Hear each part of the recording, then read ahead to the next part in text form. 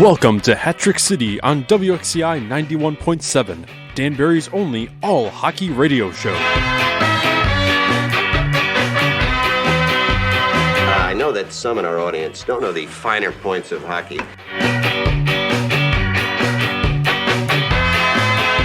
You want me to dummy you again? Hat tricks, baby! Woo-hoo! Ladies and gentlemen, welcome to this week's edition of Hat-Trick City. I'm your host, DJ Patty Cake. As always, joined by me here in the WXCI studios, DJ Uncle Matt. Matt, how are you doing this past week? We had a little bit of an off week, nothing really much to report, so we figured we kind of relax for a bit, but how are you feeling? Feeling good. Back in the studio here, and it's been great working these games at the arena with you, Pat, and just kind of getting up close and personal with hockey again, and being in the arena. Just it's an exciting time when hockey's about to start here, because I think it's really when it's the best time to be in Danbury is when there's a hockey game on Friday and Saturday night. Yeah, and you know, from where we left off, there was 2 games set with the NA3 team. Unfortunately, both games resulted in a loss. However, we got points on the board with the overtime loss that we had. I believe it was Saturday night. So we have a point in the points column. So things are looking up. We were able to hold them off a little bit that game. We played a little more towards the end, but it's there. The promise is definitely there for this team to start kind of realizing the mistakes and really making that a whole consistent push through each game.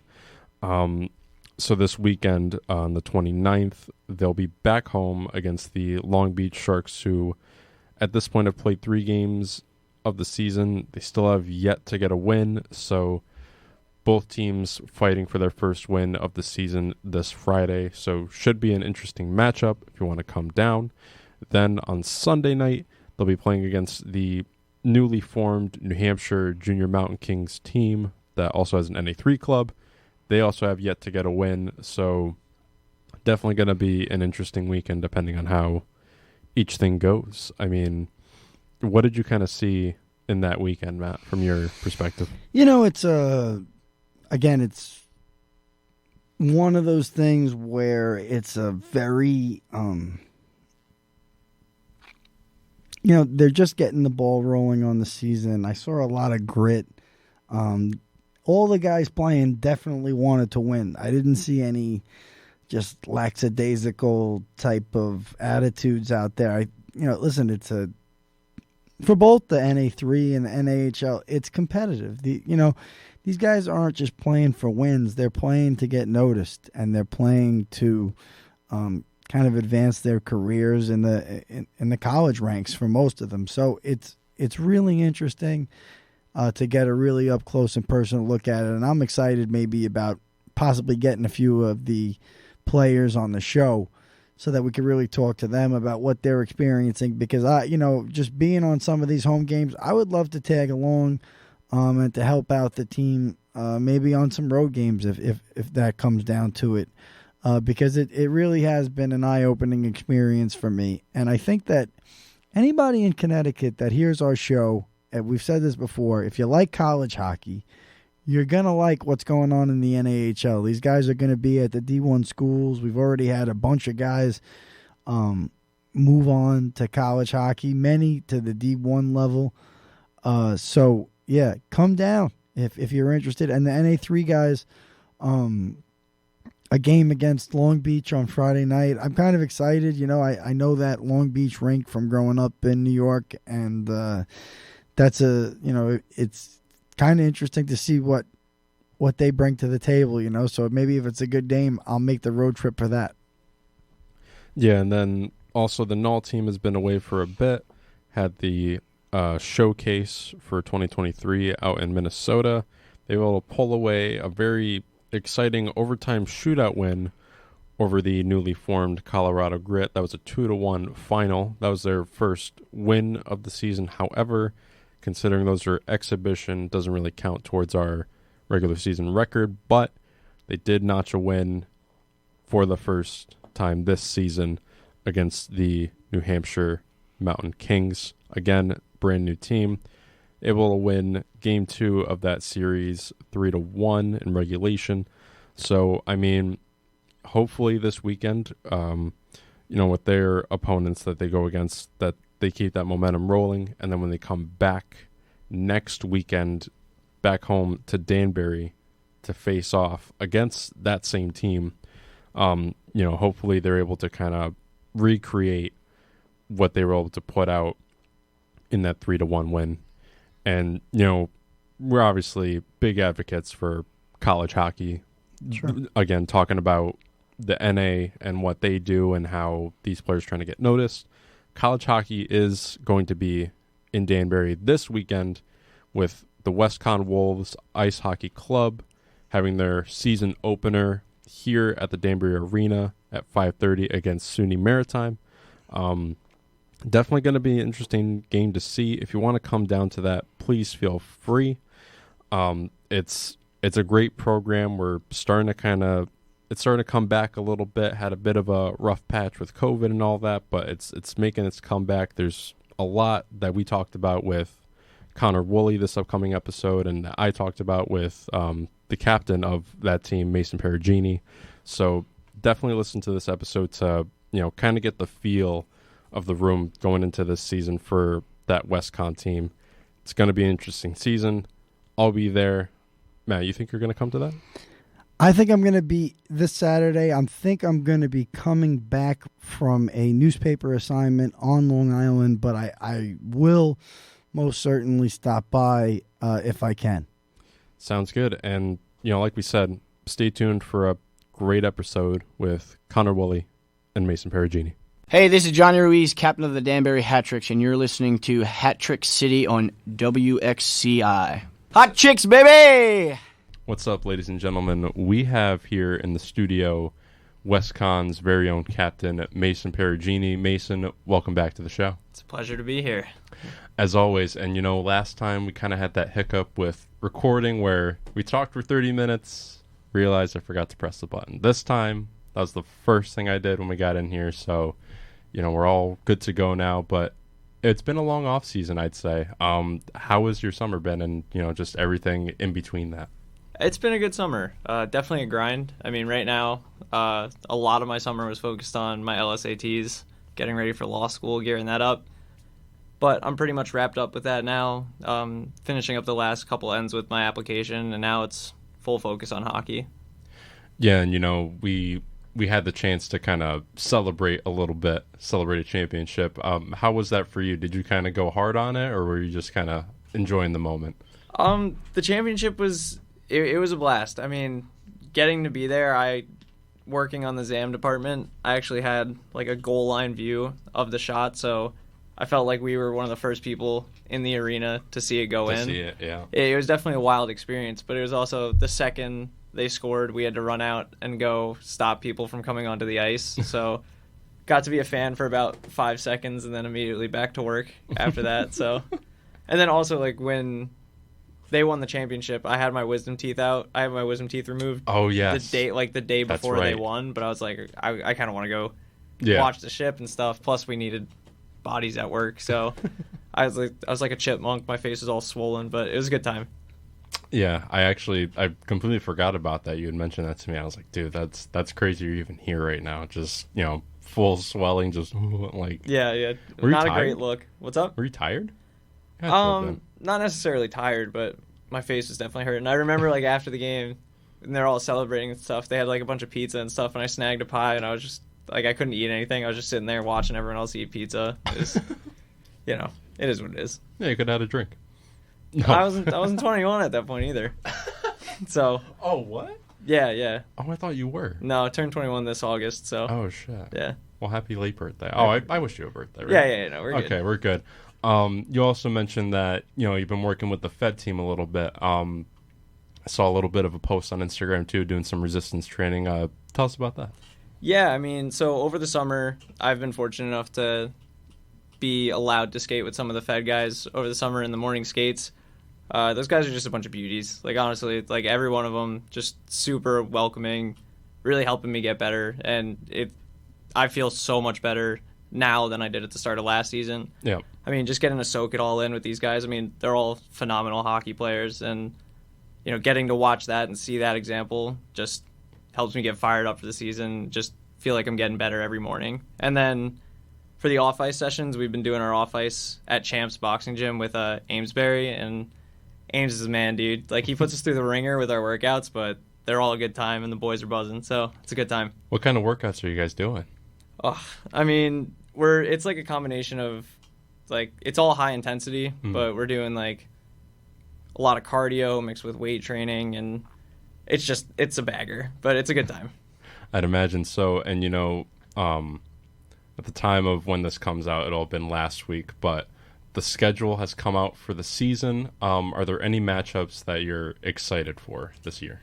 As far as playing teams, I feel like every team this year brings a new challenge. I mean, every team is different this year. I feel like the league's layout has changed so much. I mean, last year Shoe was a juggernaut in the league, but I don't think they're going to be the team to beat still, probably, but I don't think every team's going to be competitive this year. It's going to be a tight league. The game I'm probably most excited for, other than our home opener, just because first game of the season, so excited to get playing, is probably Yale, just because getting to play at the Whale is going to be unreal. I mean, I played there once in high school, but it's such a sick arena. Yeah. And then, you have a few games as well where you get to play out of the Devil's Rink, right? Yeah. So both Stevens Institute of Technology and the New Jersey Institute of Technology, they both play out of the practice arena at the Prudential Center, but they're connected. So, like, last year we had a game against Stevens, and we got slammed with traffic because at the same time as our game, there was a Kodak Black concert happening at the Prudential Center. So getting in and out of the city was not exactly a fun experience, but playing there is always fun. It's a good time.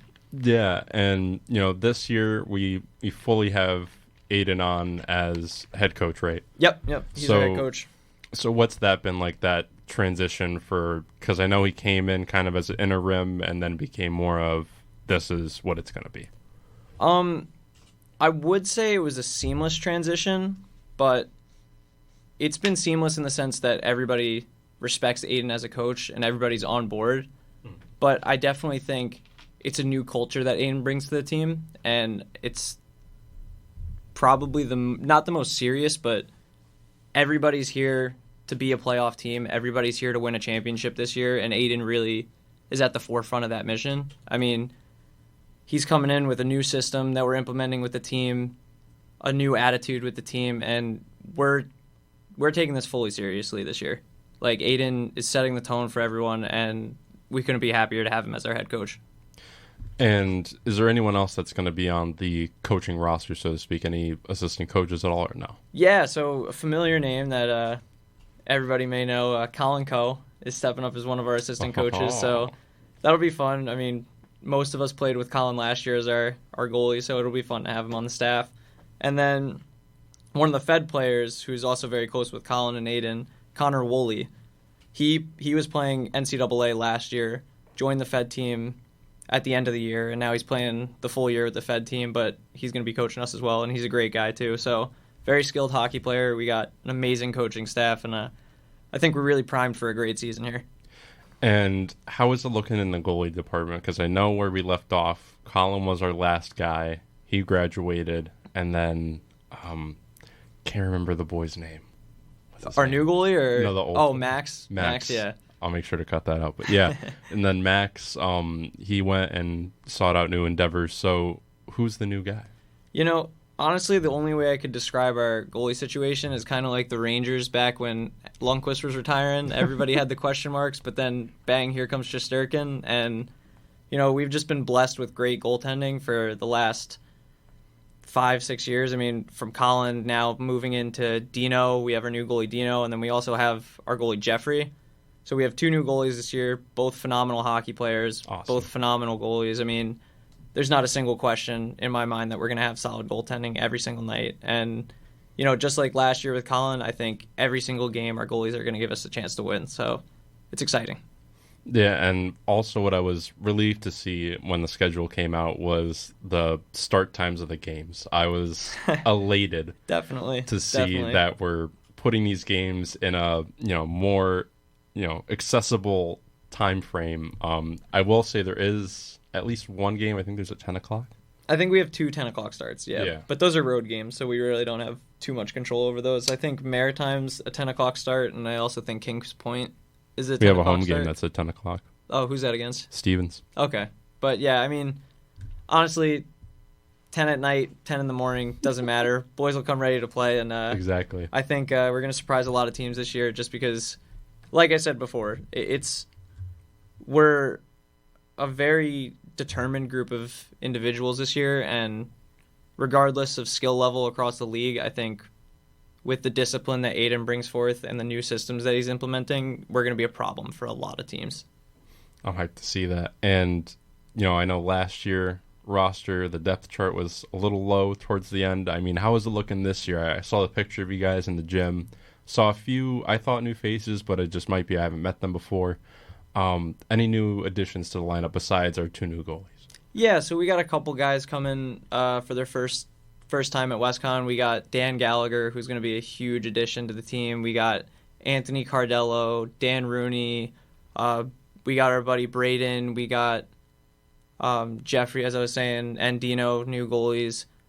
I'm sure there's some more guys that aren't jumping out. Oh, Ben Wolf, he's another great player that's coming to us. So we got new bodies coming. We got new blood on the team. But like I said, the old guard and the new guard, we're all on the same page here. We're all determined. We're all ready to battle for a championship this year. I know I've been waiting for this season to start just based off of I know that things are going to be different this year, and it's we're working hard on getting more people involved in the program. I don't know, and then student support too. So to those listening out there, if you're a WestConn student or you're just a fan of Danbury hockey, this is definitely something you should come out to. Believe it's September 30th, so this Saturday, by the time you're hearing this, will be their home opener. It's a 5:30 start. Why can't I remember the name off the top of my head? We're playing Maritime. We're playing Maritime. There you go. We'll make it seamless. They're playing Maritime. I totally said that the first time. And make sure to come out and support. I mean, that's going to be a big game for us. And, to see this new stacked lineup against, this team, it's just going to be a blast. And I could already feel it. Besides that, what are some other things you're looking forward to this season? I mean, the biggest thing is, why we all play hockey. Just getting back with the boys, getting back with the team, that team bonding, just having the fellas together is going to be a blast. Like I said last year when I was on here, I really don't think there's a better group of guys in the league. As far as just character on our team and team bonding, there's not a single, outcast on the team. There's no one that's really, separated from the group. Everything we do is as a team. Everyone's together. Nobody's left out. I mean, it's just a great group of guys, and I'm excited to not only be playing games with these guys, but getting up bright and early in the morning, practicing with them, getting good skates in, getting food with everybody. It's fun to be back in hockey season. Yeah, and you mentioned to me that you're almost done with your major. This is also your senior season, so what is kind of the emotion that you're feeling this season, just going into it knowing that this could potentially be the final? It's bittersweet. It's definitely bittersweet. I mean, it's tough because right now I don't want to take it all in because we have a job to do. We got to go out there. We got to perform. I mean, the thing with our roster is we're going to find success only if everybody buys in and everybody plays their role. And I think we have a team that's ready to do that. But that starts with me, right? As captain, I got to set the tone for everybody else. And I think it doesn't take much to make this group follow suit. I mean, everybody's ready. Everybody's here for the same reason. We wouldn't be waking up at 6 a.m. for practice if we weren't here to win. So for me, it's really I don't think it's fully set in yet. I think that closer to the end of the season, it's going to hurt a little bit more. But as of right now, I'm excited to get the season started. For sure. And, before we let you go, is there anything you want to tell the fans listening about this opening weekend? Yeah, I mean, if you happen to make it out, just be ready for a fun game. I mean, everybody here is ready to battle. The guys are itching to get on the ice. I think it's going to be an outstanding game. Just expect a WestConn W. And that's what we like to hear, ladies and gentlemen. Also, forgot to bring this up. New uniforms, right? Yeah, we got new jerseys this year. We're going to be looking fresh out on the ice, so everybody make sure to come check us out. Come look at our new jerseys. We should be having a photo shoot coming out a little bit, revealing the jerseys, but got some sweet tarps to give a little beat down on Maritime. It's going to be a great game. September 30th, 5:30 at Danbury Arena against Maritime. Make sure to come out and support the Wolves. Mason, thank you for coming on once again. It was a pleasure. Thank you. And best of luck this weekend. Thank you. I appreciate that. Hey, this is Tobias Ojek, number 96 on the Danbury Hat-Tricks, and you're listening to Hat-Trick City on WXCI. Ladies and gentlemen, welcome back to Hat-Trick City. This week on the show, we're welcoming in rookie forward Connor Woolley. Connor, how are we doing today? Can't complain. Just enjoying the summer being a champion most recently, and really just reaping those benefits and those rewards, I guess you could say. Always easy to get along with a dude who can't complain, right? So, yeah. Great to have you on the show, bro. It was a lot of fun kicking it with you kind of towards the end of the season there, and I always like the fact that we got somebody on the hat trick. That's one of the great parts about kind of being an independent team and the way a team like that can recruit. We kind of got local guys on the team, so that's really cool. And Connor, why don't you take us through your story for some of the fans that, maybe they listen and they don't really get to mingle as much. Where are you actually from and where'd you grow up? So I grew up a town called Poquag in a district, Arlington, where Arlington High School is. That's where I ended up going. I grew up playing in Millbrook for the youth program over there. Made my way over to Westchester Express. I kind of stayed in the Brewster building for a little while. Played Applecore, kind of stayed at home once again. And then I ended up going to college in North Shore, Massachusetts for Salem State. Played there 4 years, and that was, a great time. And definitely loved that path that I took. I liked being, staying home for the most part and being able to have that luxury, having a junior team right down the road. Now have that luxury. And the pro level is pretty remarkable. So that's the MASAC, right? MASCAC, yeah. MASCAC, yeah. So I guess that I'm pretty sure that's the same conference that WestConn plays in football. Yes, the MASCAC, yes. Right? So it's like, I think Westfield is in that conference, right? Yep. Yeah, so it's all Westfield's in there. Yeah, my brother played basketball for Westfield, so it's all. They got a good team there for basketball. Yeah, my brother was that coach's very first recruit. He was with Coach Sutter, like day one, 1998, and he really they used to play in like a really small, kind of like high school gym, and then they got a really nice facility there now, and he goes to the NCAA tournament. So it's actually a great conference for college sports. I think there's probably been some random guy who snuck into the NHL over maybe years ago from the MASCAC, and if not, there's definitely guys who played minor league hockey for years, and there's definitely a lot of good basketball guys that came through that conference too. So like, what's Salem? I haven't been there for years, and all I really remember is like going to a haunted house. So like, what's Salem like when you're a college kid? Oh, it's a pretty good experience, all in all, you're in a great location. You're in North Shore, Massachusetts, which is such a hotbed for hockey. People love it up there. And are you actually on the water? Pretty much, yeah. So my house where I was living at was about 10 minutes from the beach in Nahant, a little bit more east, and that was a great area as well. They had some golf courses there some of the boys would go to in the off season. But downtown was great too. It'd get a little touristy in October. You get people coming in from Boston and other parts of New England to come check out, all the tourist attractions in Salem, like, the witch trials and, the witch museum, and, there's good bar scene and stuff too for the late night crowd. And, it's also 20 minutes outside Boston, so you can't really beat that. And, good sports environment. Everyone loves all type of sports, especially in, New England as a whole. They love their football. You're really only about 20 minutes from Boston? Yeah, yep. I mean, to the tip of it, and then, if you really want to get to the heart of it, you're probably a good 35, 40. Yeah.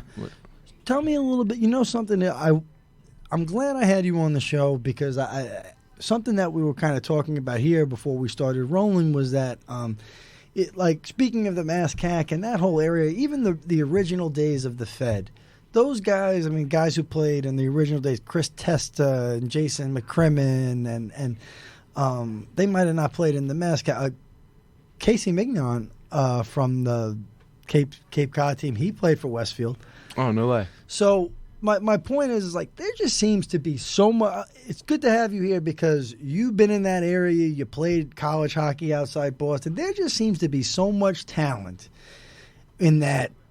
Even just the 1 or 2 hours outside of the Boston area in any direction, I'm really surprised that nobody ever took a chance on a Federal League team. I think there are a couple of obstacles I want to get your opinion on. I think one of the biggest obstacles, first off, is there's obviously the Bruins, which is like kind of a New England team, and I'm sure there's a lot of people that are really kind of engaged in that. But also there's minor league hockey pretty fairly throughout New England, and then there's also a little bit of junior hockey.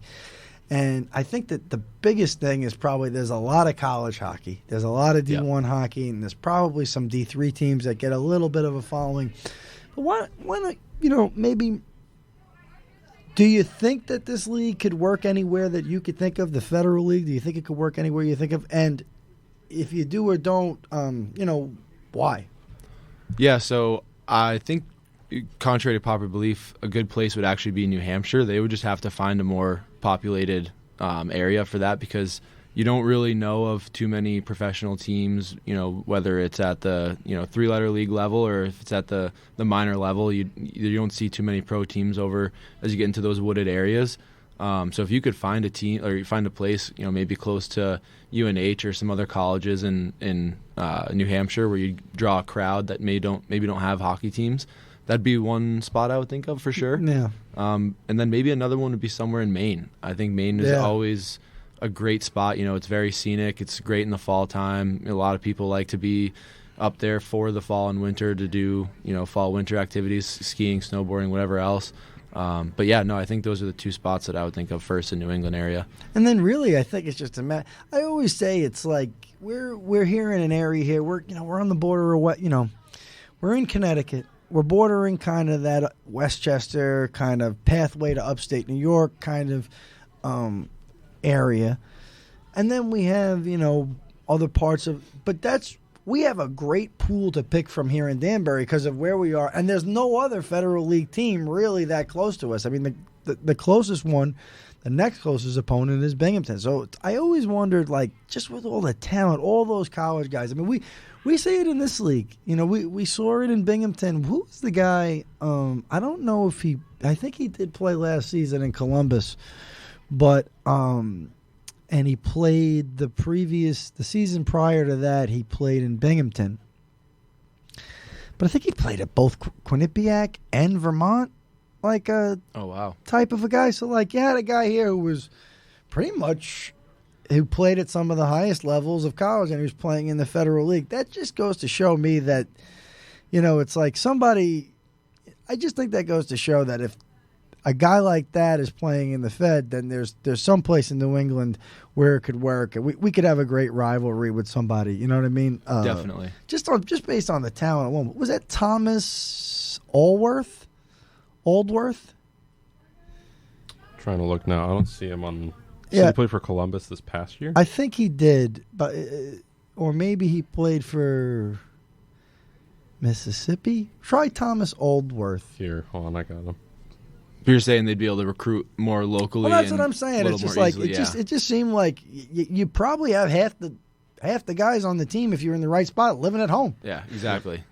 Played 3 years at Quinnipiac and a year at Vermont. So that just goes to show, and that goes to show the listeners that there's a lot of talent passing through. One thing I can tell you is it might not be as consistent a league where you see call-ups to the ECHL like it was in the first couple of years. But I tell you, there's a lot of talent. Billy is recruiting international guys to come here. Other teams are doing the same thing.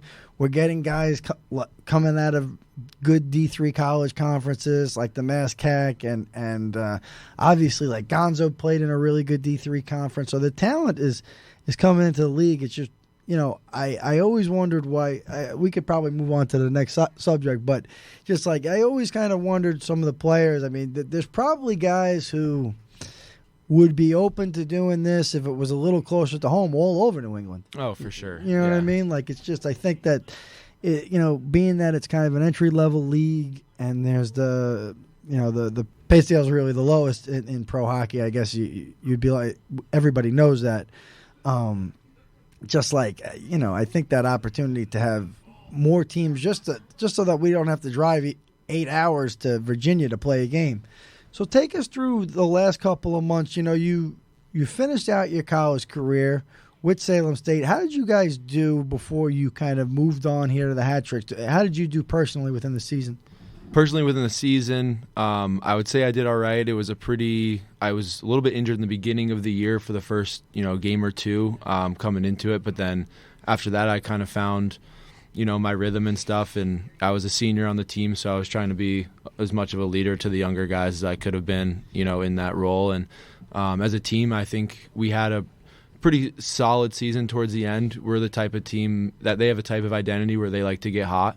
When it matters. Mm-hmm. They're kind of like a one-off team, and that's to their favor. That's how college playoffs are structured. It's not as much of a series. It's one-off games, so, it doesn't matter how you play all year. It matters how you play in that one game when it matters, and I think that they have a good identity at doing that and coming together when they need to make that type of stuff happen. And my senior year, last year, we went to the semifinals, and, that wasn't our best run that we had while I was there, but, I think that was a good year considering where we grew from the start to the beginning of the year, or beginning of the year to the end of the year.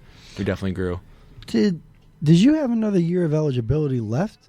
I did. So I did have another year. You walked away. You could have played one more year, huh? Yes, I could have played one more year. I felt as if for me personally that I think there was time for me to move on.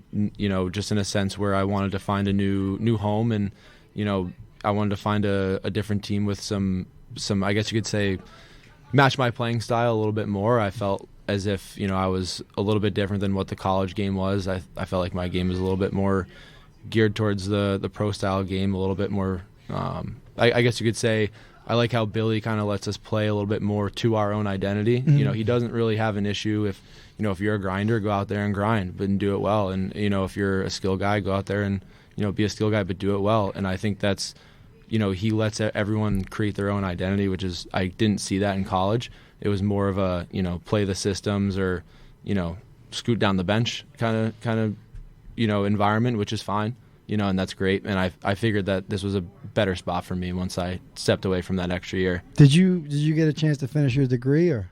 So I'm actually in the process of doing that now. I switched over from a geography degree to a sports movement science degree. Geography's tough. Yeah, it was. Holy shit! It's pretty open-ended. You can take some. You have a lot of freedom to what classes you can take, but it's a different way of thinking. No, it's not. It's not an easy major at any school. Yeah. I ended up switching because I have a business that I'm doing here in Danbury, Tri-State Sports Group. So I ended up switching to sports movement science with a focus in recreation because that's kind of where I'm just headed right now with life outside of playing hockey. So that was kind of decision that I made late on, but I'll have to make up some credits for that, now that. Are you still enrolled through Salem State, or is it? Yeah, so my classes are going to be finishing through Salem. If there's anything in like a winter or spring semester at the local community college that would gain me an extra credit or two, I might take that just to, fast track it a little bit. But I still have, I think, another good 12 credits left, I think, to finish up. So it's about 4 classes when it's all said and done. I know guys like Dowler, they were finishing up during the year. No, Dowler was finishing, and Kyle Gonzalez, I'm pretty sure I know he wrapped up a master's degree. I'm pretty sure he was still doing it kind of in the spring. Yep. He kind of did it. He kind of broke up the degree over, I think, 2 years. But, yeah, he got it. It's tough. It's tough work. I'll be honest with you, just as we're able to do this show here through WXCI because I'm a graduate student, and I could tell you that I just have if you guys it's great to see Kyle get it now because he's considerably younger than me. Because I could tell you, if you're interested in getting a master's degree, boy, is it tough to do while you're working. I really, really appreciate. My dad was getting his master's when I was a kid, and my dad was actually doing his bachelor's and his master's when I was a kid. But the master's, I remember being just. My dad taught during the day, and he did music at night, probably 4 nights a week while he was teaching. And, how he snuck in that master's degree, which was like an education type of a thing. It just boggles my mind now. With 3 kids, a wife, the mortgage, all these things. And I'll tell you now, it's not easy for me. So I just think that's a great thing that some of the guys are really finished. You gotta, if you go to college at all to play hockey, if you last even 3 years, you have to finish the degree. There's just no option. Yeah, no, there's no. I've had professors that were still there, kind of texting me over the summer and stuff like, oh, hey, make sure you sign back up for your classes and everything like that, because I guess they've seen that story before with some of the hockey guys kind of going a little bit early. And well, that's the thing. I'll tell you one thing that I don't know if players that are interested in playing for the Hat Tricks listen to this show. I'm going to say not, but I can tell the listeners, and the listeners can tell the players that they communicate with. I've actually had at-length discussions with Billy, like literally till my hand falls asleep, where my hand's on the phone, about trying to help the Hat Tricks players with education here locally in Danbury. And we haven't really gotten to the point yet where we have a system in place, but any player, and I want to let you know, any player that listens to the show, and Connor, you can tell this to any of you guys, if there's any player that's interested in, right now, while Billy and I are still trying to figure out some formal arrangement, if there's anybody interested in trying to continue their education, either here at WestConn or down the block at Naugatuck Valley Community College, they can come talk to me, and I can at least give them the first steps and point them in the right direction to people, because there are people here at WestConn and down the block at Naugatuck that, if any of the players, even if they're only going to start next semester, they're going to take one class. Billy has been, Billy has definitely, he's made it a point to try and work with me to basically try and set up a system for the guys to get Eddie. It's great to see because one of the things that's great about it is, if we can get more stuff like that going, opportunities for the players to finish school, we could get a lot of different guys to come here to Danbury to play, because there's probably guys who are saying, well, I'm in grad school. It's like, okay, how about being grad school online and you play hockey and you're kind of, it could all work out, if things are right. But tell us a little bit about the organization you started, because I see you have not only hockey but lacrosse, right? Yes. Did you play lacrosse in college? I did not. My business partner there, Aiden, he played lacrosse for a little bit in college. Did you play lacrosse? I did for a little bit growing up. It was definitely a sport that I liked to do in the off season. I thought it correlated with hockey pretty well. But yeah, no, we started this, I'd say the idea came up around 2020, but we didn't actually bring it to fruition. There was COVID stuff and all that went on, and so it was really tough to get it off the ground then. So we ended up being established in 2022, in February of 2022, and we had a tryout date in March, I believe, and we had, I think, just barely enough kids for a team show up to the tryouts. So we were like, okay, this is going to be, we're going to have to really build this thing, and that was a couple of years, a year and a half ago now, and this year, turn a year, we already have 3 teams this past year, so we kind of almost more than tripled our numbers. What age group is this? So we started out with a 12U team because that's where we had the most ages for. We actually had a kid on the team that was a squirt, so that's a Pee Wee age. We had a first-year squirt on the team, and in our first tournament, we're playing a team, and he goes out for his first shift, and he comes back, and he looks at my other coach, and he was like, hey, coach, that was my first full-ice shift. And we were like, what? And this is Pee Wee, so they should have already been playing full ice for 4 years, and he came right out of Mites into his first year of squirts, so they played cross ice in Mites. He looks up at us in a Pee Wee game. He goes, I just played my first full ice shift. And we were like, what? No way. So it was pretty funny having that experience. And, now turned to this year, we have 14U, 12U, and 10U. But next year, I think we're going to have 18U down. So we're going to have a pretty substantial growth from year to year to year here. And then with lacrosse, we've already had 2 teams established for that. So when we start in summer 24 for them. Now, how does it work? Do they compete in a specific league, or is it more like tournaments? How does it work? Yeah, so with our hockey team, that is basically the off season for hockey. Mm-hmm. When we operate is the spring, summer. So those are kids that are choosing to play outside their full season programs, which is great. That's more of a tournament-based team, tournament program. Our lacrosse team won't be in a league either, but they'll be playing in, I'd say, more considered full-season tournaments because that'll be lacrosse season for them when they play in the spring and summer. So right now we're not entering any leagues, especially for hockey, but lacrosse down the road, we're probably going to look to enter in some leagues for that. No doubt about that for sure. So how does it work? Like, are you recruiting these kids in the winter too to come to it, or how do you start marketing that? As of right now, this year we're going to be doing that. I'm definitely going to be traveling to some youth hockey games to just get some face out there and talk to some coaches. But as of right now, so far it's just been word of mouth.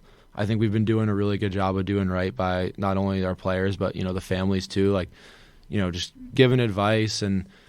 Parents come up to us, they ask about off-ice things, they ask about on-ice things, they ask about, maybe should I try my kid out here for a full-season program? Should I leave him here? Should I listen to this person? And we're kind of like that neutral third-party voice because, they're not on our full-season teams. We don't have any full-season teams. So we can say, oh, no, we just keep them where they are. We can give them the good advice to say, they're fine, just, let them develop and everything will shake out.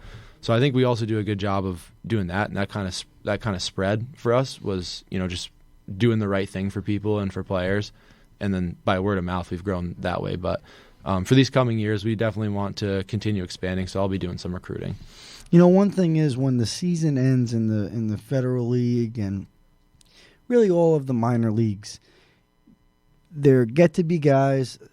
Oftentimes it's a local guy or just a rookie that gets that chance at the end of the season to play in a few games. You got to play in, I guess, 2 games? 5. 5 games? Yeah, you got your 5 games in. That's right.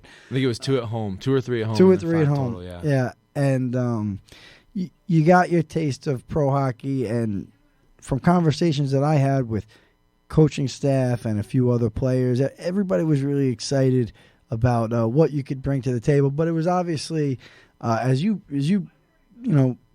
pretty much understood, there was a numbers game type of a situation there at the end of the season. Let me ask you something. I saw you every day. We were on the road often together in practice sessions and stuff like that. And what did you take from the whole experience? There's probably aspects of it that you obviously wish you were a little more involved with. But how do you summarize it in your mind? Oh, I mean, just from coming in right off the bat, I mean, I knew it was a place that I wanted to be. I was very thankful for the opportunity. I came in, I met with Billy. One of the first thing I did was meet with Billy. Then I got out for the first practice, and I knew this is going to be a bit of a step up. And like you said, it was a numbers game, so I had to understand that there was a little bit of a totem pole to be following suit in, and I had no problem doing that. I was very thankful for the opportunity, like I said, and it was nice, like you said, making that jump to pros. The great thing about this team specifically, I don't know how other teams are at the professional level, but I know the group of guys that we had in that locker room, everyone was so focused on getting themselves 1% better every day, but in a way that it would help the team. So, everyone was very concerned and, worrying about their own assignments, their own responsibilities, and making sure that they're handling that, and it always helped the team in the end. And I think that was something that I tried to, emulate in my play, no matter if I was in a game or in a practice, just try to get better. Everyone else is trying to get better just by 1%, even just a slight percentage each and every day, because everyone was pulling for each other. And I think that was something huge that kind of opened my eyes, especially the time of year that I came into, right before the playoffs, guys are trying to make a push. There's probably not too many guys going up or down at that point in the season. There's probably looking like what the roster will be. So, a lot of guys are really starting to pull for that championship push. And, that was really good to be around and get a taste of my first year, because there's 9 other teams in the league, and the rookies on those teams can't say that they're making the same push that I was fortunate enough to be a part of.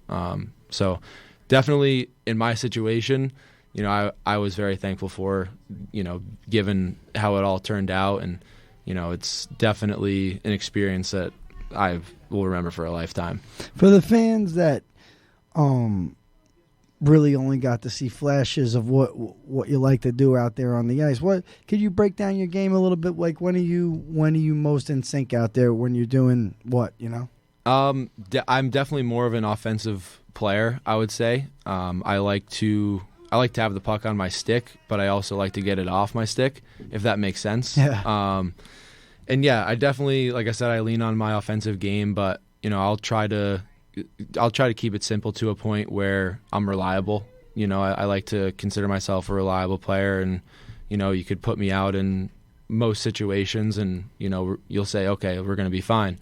But yeah, no, I definitely like to keep it at a steady level. I try not to do anything too flashy. Try not to do anything too out of my pay grade, I guess you could say. But yeah, no, I'd say I have a good motor, can definitely skate, and I like to be offensive for sure. I like to play below the top of the circles with the puck and attacking the net. Now, to kind of circle back a little bit, you mentioned your business partner for Tri-State, Aiden. You guys are actually friends and will be coaching the WestConn team this upcoming season. Take us through how you kind of grew up with him. Are you guys from the same area? Oh, you're going to be helping out with WestConn? Yes. That's cool. Yep. Yeah. I'll be one of the assistants this year. That's awesome. Aiden and I we played, so he was a birth year above me growing up, so we caught each other every other year with the way we were the hockey was a little bit different. Now I think they do most levels by birth years specifically, but I would catch him every other year. He was always a big leader on our team, so a lot of guys gravitated towards him growing up, and that's the type of guy that you want to start a sports business with. Obviously, is a guy that was a leader in the sports realm. But yeah, growing up, we were always buddies, and we'd catch each other every other year. We were able to meet through hockey, and we kept in touch after we stopped playing together. We even crossed paths a few times after that against each other, and we were able to. We caught up one day over a Christmas break, and he was like, "Oh, what are you up to?" I was like, "I'm trying to get this sports program off the ground, especially with hockey." And he was like, "Oh, I'd love to help. I'm in business right now myself," and so he was a huge part of that. That's when he ended up coming in, and he was a huge part of getting that off the ground. No doubt about that. He's been our anchor in that sense as well. But I'm looking forward to taking that step with him in the college level, because I think that I'm going to see a different side of him as a coach than I see with the younger guys, with our little guys. So that I think I'm going to have to step in and be a little bit more of a good cop role with his coaching style, which is fine. But yeah, no, I think it's going to be good, and I think I'll be able to learn a lot as a coach, coaching those older guys, because I've learned a lot coaching the younger guys, but I think it's going to be fun being able to coach those older guys, young men. It's great to hear that some coaches that are really engaged right now are going to be taking over WestConn, because I was actually speaking to some of the people in the Office of Institutional Advancement here where I work during the day, and this place is at its best when we're good in sports, when it's really active here. I mean, there was a great era in football here. I mean, phenomenal. Probably 1/3 of the team for years was all D1 transfers, and it would be great to get back to that. I know they're working on they've had their ups and downs, but they're working on getting back there, and I know they're doing pretty good this year. And same thing with basketball. This was always a place where guys who played at D1s ended up coming back to and doing well here. And we had a great season in basketball last year, despite some tough breaks and really tough Keene State team that we just can't get past. But it's great to hear that there's good coaches that are going to be involved in the club team here, and I'd really like nothing better for us to get really good in club hockey. We could do it. We have a great venue. We have good coaching now. You know what I mean? And there's probably even things we could do with this show to help that team and to support that team somehow. So it'd be great to continue kind of covering the team and stuff like that, because there's so many resources here, and the hockey team is one of them for sure, and it's great to hear. I'm very excited about this. It's great to hear that there's some coaches that are going to come in. Hopefully you guys could build something up. Yeah, and this Saturday is going to be the season opener, so you'll be in town for that. It'll be at Danbury Arena against SUNY Maritime. Wow. What is the emotion that you're feeling going into this? It's going to be your first time coaching college, and it's the season opener, big game, first game of the season. How are you what's your thought process right now? I'd say, I honestly, going into the first one of the season, you're not expecting everyone to get the systems. You're not expecting everyone to understand your goal of the whole team at the end of the day. But you really just, as a coach, I want to see them be motivated. So if that's part of my job to get in there and help them motivate them before the game, I'll try and do that. But other than that, you just try to stay in the moment, I guess you could say, and use it as a learning experience. That's the biggest thing above all is, games 1 to 5, especially for myself, are going to be a learning experience of learning the guys, how their playing styles, how their tendencies, how I can, certain habits and how I can either, reinforce them or break them. Little things like that, are things that I'm going to try and pick apart in game 1 and then go from there and build on those into the games to come. It's exciting that you guys are going to take the opportunity to do that because it's the Metropolitan Hockey Conference, right? Mm-hmm. I have a good friend of mine, shout out to Sam Kim, who was a head coach in that league at Columbia and is now the video coach for the Toronto Maple Leafs. And, listen, you have to start somewhere. There's not that many jobs, especially in this area, for college coaches. So it sounds like something good is happening. You know what I mean? It sounds like, yeah, listen, it might take a while. Hopefully these guys play hard for you, and hopefully the team grows, because, like I said, it's there's a good opportunity to have most of those teams in that league. They rent rinks all over. I used to actually have to cover Fordham's games in that league. Believe it or not, for the Daily News, we used to cover their games in the Daily News once in a blue moon in the weekly section. And I mean, there was talented guys. There were like guys who would drop down, a couple here and there guys who would drop down from NCAA hockey. Mostly guys who had gone to like a D1 club school. And they just didn't like the school or things changed or whatever. But there was a lot of talent for that level around, and it was really competitive. As a matter of fact, that guy Sam Kim, when he was coaching Columbia and I was covering it for the Daily News, they lost in the finals to Fordham, who was down something. Fordham was down something like, I swear to God. I hate to quote the score because it'll never do justice to that game.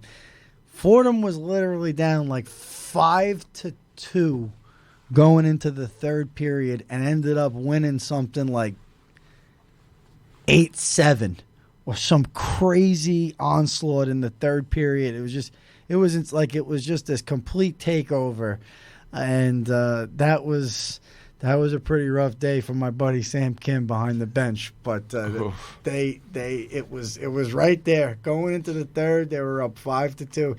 It was like a beer league game like that, totally opened up in the third period. It was like like a completely different game from the first two periods.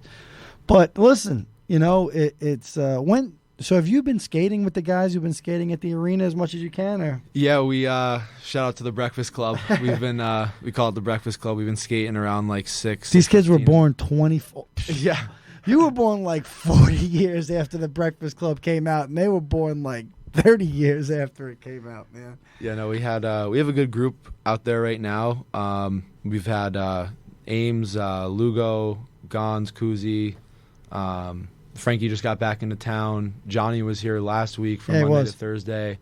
I hope probably Falanga's been there. Butler has been there. Trying not to leave anyone out, but I think Kuzi's there all the time. Yeah, Kuzi's there.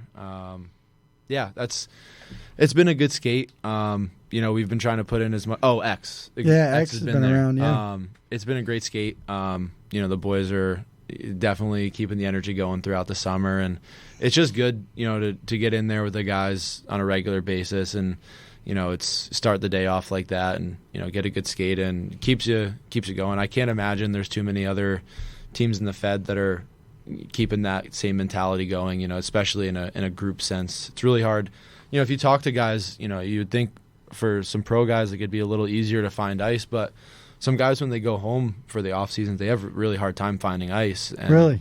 So for us to be able to have that luxury to go out a few times a week, nonetheless together, it makes the skate better for one, but we all pushing each other too is you can't get better than that. Yeah, I mean, I'm excited to see you guys perform, in the pro season, but currently to this week when this gets released, I'm more excited to see your coaching debut this Saturday at Danbury Ice Arena. It's gonna be great. 5:30 start time, so if you want to come down, it's free for all to attend, and I know that for a fact. So definitely free. The Extric's gonna be open for those 21 and over. That'd be good. That would be good. I feel like that's a good attraction for anyone that would want to go to a college game, is having that open. Well, you know the guy to talk to about that. Yeah. Who do you like in football? Football, I grew up a Giants fan, but lately I've just kind of been respecting game. Like if I see a player or a team that has a certain mentality that I like, I'll tune into them, I'll follow them, and I won't root for them over the Giants, but I'll give them a cheer every now and then if I see something I like. So I want to ask you, how far is it from home exactly, like to get home, like right now after we finish this? Where I'm living now is about 35, 40 minutes. I'm living in Pleasant Valley, New York. I have a couple friends. You're still with a group of buddies you were living with? Yep. So we're all hunkered down over there in Pleasant Valley. It's a good, nice drive. You just hop down 84 Taconic, and it's pretty scenic once you hit the Taconic. It's pretty nice. So it's pretty quiet. I like how quiet it is out there. You can kind of just get back and relax and listen to trees in the wind and whatever else. But I wanted to switch up the question that we normally ask, because you spent a lot of time around the Brewster rink, right? Yes. So where's your favorite place to eat around the Brewster rink? That's probably tough. So there's a deli right down the road called Kingsley's. That used to be a main stop for me, especially when I was in junior there. Some of the boys, we would either before practice you would get a breakfast sandwich, or after practice you would get maybe like they had one sandwich there for the longest time called, I think it was the Godmother. It had like prosciutto, mozzarella, all the good stuff on it, olive oil, and that was really good. But I stopped going there when they started putting. So you know how like Belgoizo has the little mozzarella balls? Yeah. They'll put that on their sandwiches now. Come on, instead of like sliced mozzarella? Yeah, oh my God, that's bad. That's when I cut ties with Oof. Kingsley. Sorry to give you guys the bad rep it's on it. It's tough to get good mozzarella, because you know what I mean? Like it's not as easy as you think, but yeah. Oh man. Yeah, no, that was the spot. That's how you know I like Woolley. He appreciates real mozzarella. You know what I'm saying? Like he really appreciates that. I like that. Definitely. My girlfriend's family's fresh off the boat, so they got, right off the boat Italian, so they got, I have to say it right. I got to do it right, otherwise I'll get some slack. When I was a kid, there was this woman around the corner from my grandmother's house who made like the cheese in the boiling water and stuff like that, and she like didn't give a. She would like put her hand right in the hot water. She didn't care. She was just like it was really unbelievable, like that craftsmanship. So it's good to hear that you appreciate good cheese. You know what I'm saying? Oh, for sure. Definitely. I don't know, Pat. Again, I'm just going to reiterate the same thing. I'm excited for the WestConn opener. I'm excited to see you there on the bench. Again, 5:30 puck drop at Danbury Arena. If anyone wants to come and see this team just absolutely do their thing, and just from a fresh take, I feel obviously this club has been kind of making a comeback in sorts, but this year it really feels good going into it, especially with the crew that we've built so far. Yeah, I'd agree with that. I think there's more of a buy-in energy this year. There's more of a presence with everyone mentally. And those are two things that with this level, if you're not practicing every day, like we're not, like if you opposed to other college teams may have the luxury of practicing every day, stuff like that. With our practice schedule, it's really nice to have guys that come in. They only get 2, sometimes 3 times a week to come in and do their thing. So for them to come in and turn their brains on for those couple hours and really hone in after full class schedules and whatever else they have going on is pretty remarkable. You a Rangers fan? I was growing up. Now, guys just flip sides. I do. I'm like a long. I was thinking about it's so crazy. Like I'm such a long-suffering Jets fan. I was watching the game the other day and we switched, and there was just like a regular game. I was like, wow, this is what it's supposed to be like. Huh? Like just back and forth, like actual. Let's hear who you like now. So I grew up Ranger fan, but But now I've started to like Carolina a lot. I really, really like Carolina. I like Brindamore as a coach. I like what they're doing over there. So That's like Sin saying that in Connecticut. It's like saying you're an Orlando Magic fan or something like that. But yeah, no, that's where they got my heart right now for sure, Carolina. Well, there's a lot of people in Connecticut that just changed the way they felt about Connor Woolley. So, I mean, damn, bro. At least you saved it to the end of the interview. Maybe I will people say, cut though, us off I do have more Hartford Whalers merch than I do Carolina merch. I have more than I do any team at this point. It's easier. Yeah, it makes the most sense, especially in this state, to have that kind of merch. Yeah. Mm-hmm. Again, Connor, thanks for coming in, buddy. Thank you for coming on. Yeah, no, thank you guys. Pleasure's all mine. So, pleasure to be on with you guys, and looking forward to the next one. Of course. And again, 5:30 Saturday, Danbury Arena. Be there. Maybe I'll take one shift for WestConn this season. Hey, why not? How about that? Huh? Do it. Yeah, Do it. I think I'm a little too old to actually play college athletics, but hey, you never know.